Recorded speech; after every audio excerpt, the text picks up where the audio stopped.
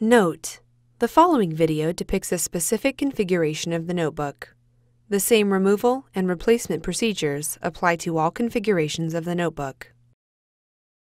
Removal. Remove the two 6mm P1 Phillips head screws identified with keyboard icons that secure the keyboard to the base enclosure. Place the notebook on its side and open the display panel.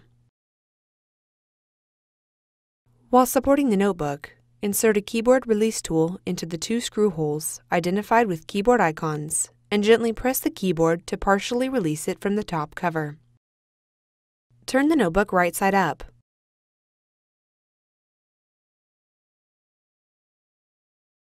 Lift the rear edge of the keyboard and rotate the keyboard toward the front of the notebook until you have access to the keyboard ribbon cable and ZIF connector. Caution: take care not to scratch the top cover. Using minimal force, lift the locking bar up on the keyboard ZIF connector and disconnect the keyboard ribbon cable from the system board. Caution: use care to prevent damaging the ZIF connector and ribbon cable. Remove the keyboard from the top cover.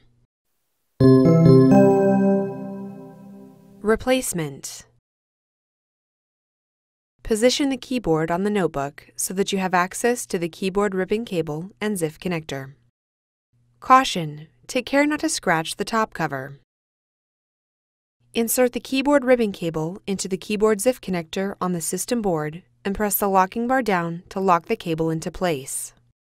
Caution: use care to prevent damaging the ZIF connector and ribbon cable. Rotate the keyboard toward the center of the notebook and insert the tabs on the front of the keyboard into the slots on the top cover. Lower the keyboard into position and press along the edges of the keyboard to secure it to the top cover. Close the display panel and turn the notebook upside down. Replace the two 6mm P1 Phillips head screws identified with keyboard icons that secure the keyboard to the base enclosure.